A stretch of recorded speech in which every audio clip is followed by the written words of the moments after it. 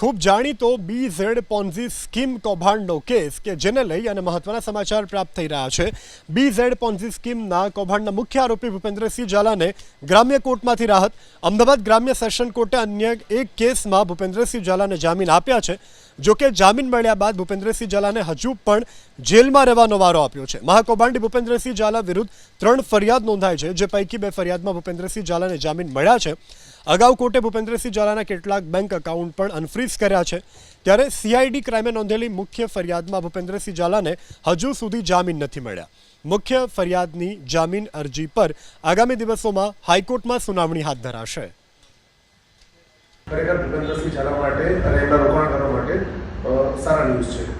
ખાસ કરીને છેલ્લા ઘણા સમયથી એક પ્રશ્ન ખૂબ ચર્ચિત રહ્યો કે ભૂપેન્દ્રસિંહ ઝાલા જેલમાં છે, એના અનેક રોકાણકારો બહાર દેખાવો કરી રહ્યા છે, આવેદનપત્ર પણ આપી રહ્યા છે, તો એ રોકાણકારોને એના નાણાં પરત ક્યારે મળશે, એક સૌથી મોટો સવાલ છે। તો એ રોકાણકારો માટે શું રહેશે? જી જો મારા દ્વારા પણ અગાઉ કહેવામાં આવેલું ઇન્ટરવ્યુમાં અને ભૂપેન્દ્રસિંહ ઝાલા દ્વારા પણ એફિડેવિટ કોર્ટમાં નામદાર અદાલતમાં રજૂ કરવામાં આવેલી છે કે મને છોડી દેવામાં આવશે તો હું 3 મહિનામાં નાણાં ચૂકવી દઈશ, એવું ભૂપેન્દ્રસિંહ ઝાલાએ ઓન એફિડેવિટ કીધેલું। તો મારા અસીલ મતલબ ભૂપેન્દ્રસિંહ ઝાલામાંથી તો ઓલરેડી કહેવામાં આવેલું છે કે મને છોડી દેવામાં આવશે તો હું રોકાણકારોના નાણાં પરત કરી દઈશ।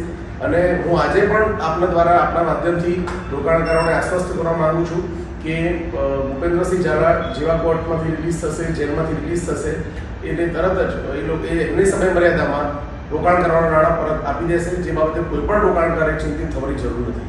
બે કેસની અંદર અમને જામીન મળ્યા, પરંતુ હજુ જેલમાં રહેવું પડશે, તો આગામી રણનીતિ શું રહેશે?